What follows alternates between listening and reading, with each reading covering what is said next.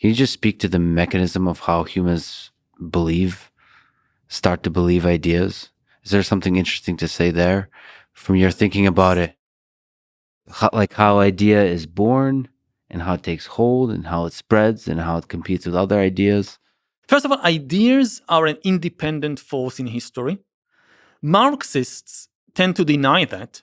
Marxists think that all history is just a play of material interests. Mhm. And ideas, stories, they are just a smokescreen to hide the underlying interests. My thoughts are to some extent the opposite.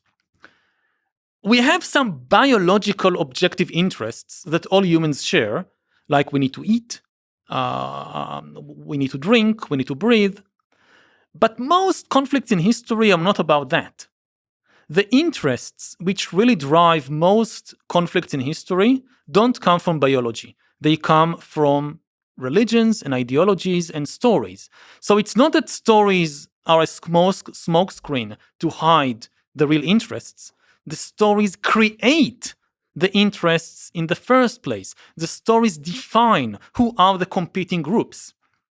Nations, religions, cultures, they are not biological entities. They are not like species, like gorillas and chimpanzees. No. Israelis and Palestinians, or Germans and French, or Chinese and Americans, they have no essential biological difference between them. The difference is cultural. It comes from stories. There are people that believe in different stories. The stories create the identity. The stories create the interests.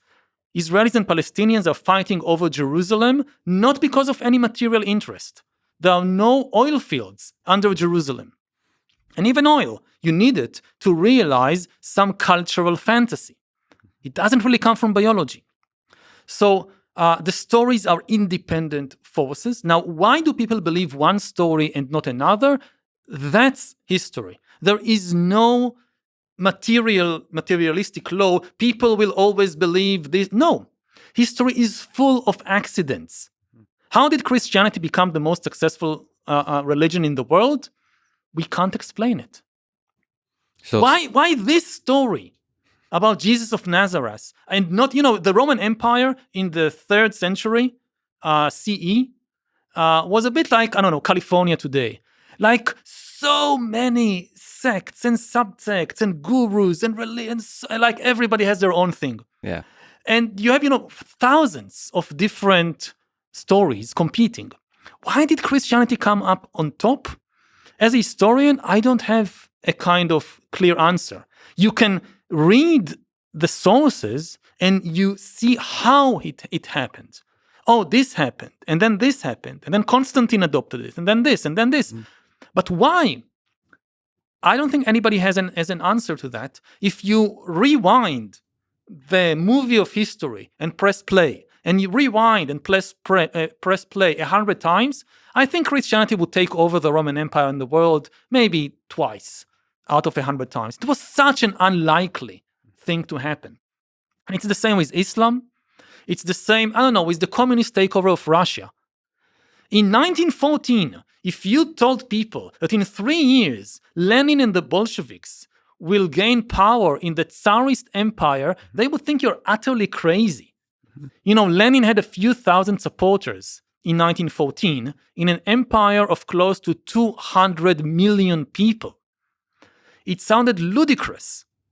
Now, we know the chain of events, the First World War, the February Revolution, and so forth, that led to the communist takeover, but it was such an unlikely event. And it happened. And the little steps along the way, the little options you have along the way, because, Stalin versus Trotsky, you could have the Robert Frost poem. There's always, Yes. you always come to... And history often takes, there is a highway and there is a kind of sideway, and history takes the sideway many, many times. And it's perhaps tempting to tell some of that history through charismatic leaders. And maybe it's an open question how much power charismatic leaders have to affect the trajectory of history. You've met quite a lot of charismatic leaders lately. I mean, what's your view on that? I find it a compelling notion. I'm a sucker for a great speech and a vision. So I have a sense that there's an importance for a leader to catalyze the viral spread of a story. So, like, I think we need leaders to be just great storytellers that kind of sharpen up the story to make sure it infiltrates everybody's brain effectively. But it could also be that the local interactions between humans is even more important. But it's just we don't have a good way to sort of summarize that and describe that.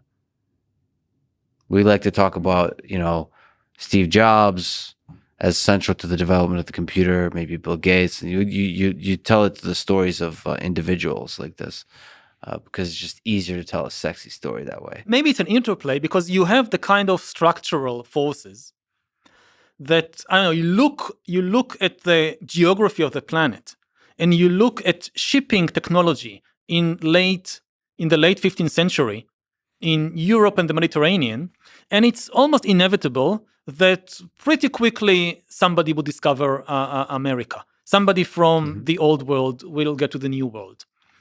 So this was not a kind of, if it wasn't Columbus, then it would have been 5 years later somebody else. But the key thing about history is that these small differences make a huge, huge difference.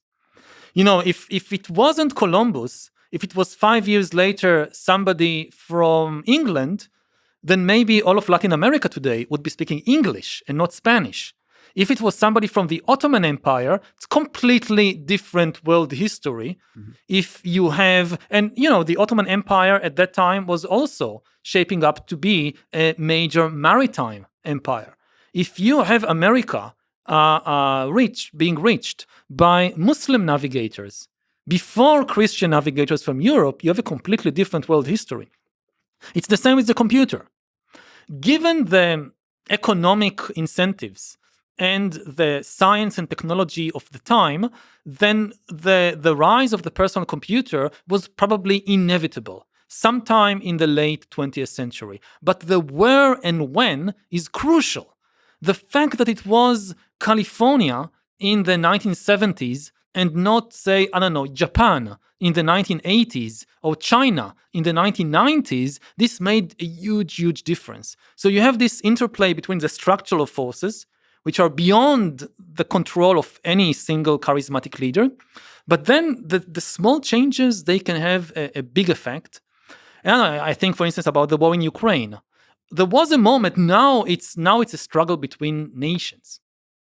But there was a moment when the decision was taken in the mind of a single individual, of Vladimir Putin, and he could have decided otherwise, and the world would have looked completely different. And another leader, Volodymyr Zelensky, could have decided to leave Kiev in the early days. There's a lot of decisions that kind of ripple. Yeah.